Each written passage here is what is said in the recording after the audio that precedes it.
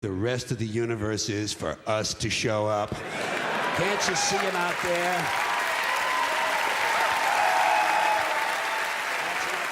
Thank you. Now, folks, here's something else I got a problem with. The 10 Commandments.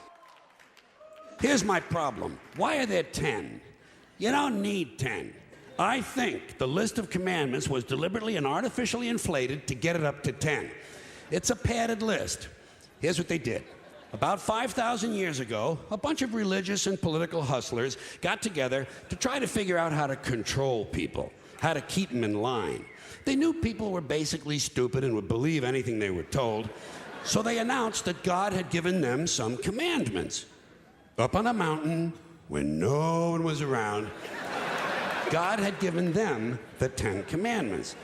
But let me ask you this. When they were sitting around making this shit up, why did they pick 10? Why 10? Why not 9 or 11? I'll tell you why. Because 10 sounds official. 10 sounds important. They knew if it was 11, people wouldn't take it seriously. Say, what, are you kidding me? The 11 Commandments? Get the fuck out of here. But 10 sounds important. 10 is the basis for the decimal system. It's a decade. It's a psychologically satisfying number. The top 10, the 10 most wanted, the 10 best dressed. So having 10 commandments was really a marketing decision.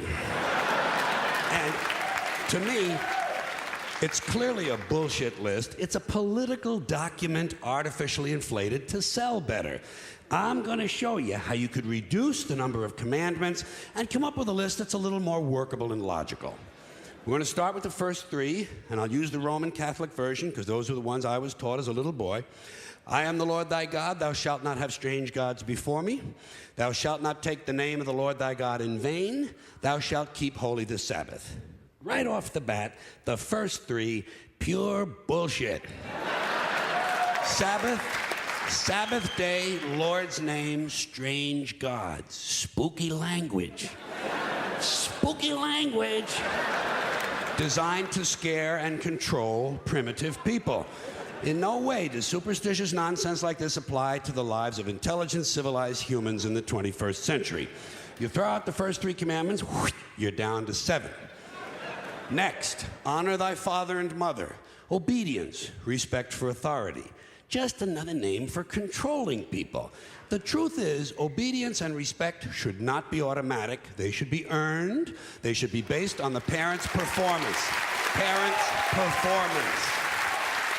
All right? Some parents deserve respect. Most of them don't. Period. You're down to 6. Now, in the interest of logic, something religion is very uncomfortable with, we're going to jump around the list a little bit. Thou shalt not steal. Thou shalt not bear false witness. Stealing and lying.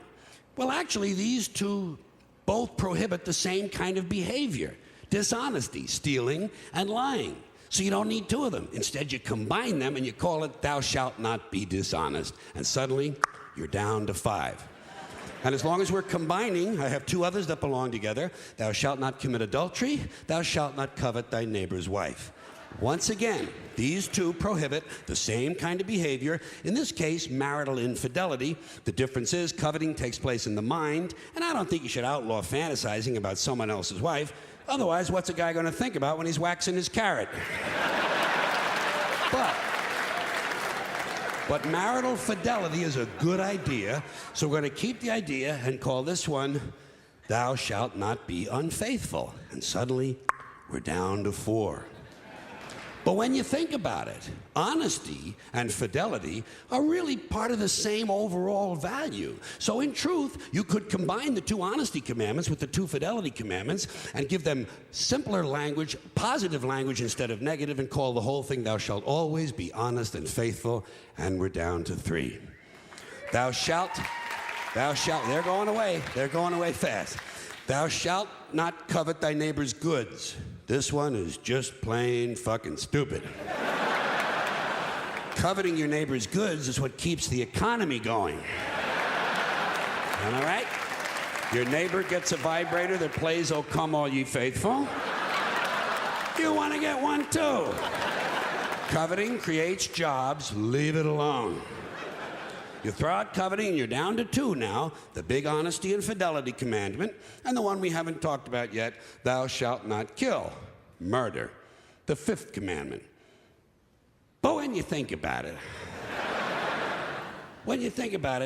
religion has never really had a big problem with murder. Not really. More people have been killed in the name of God than for any other reason. All you have to do... Sure.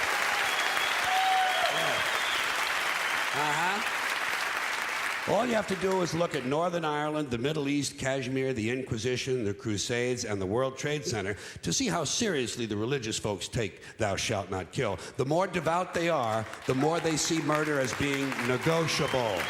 It's negotiable. You know? It depends. It depends. It depends on who's doing the killing and who's getting killed.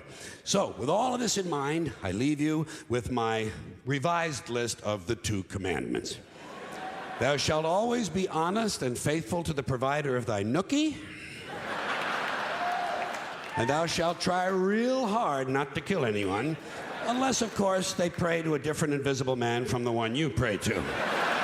2 is all you need. Moses could have carried him down the hill in his fucking pocket.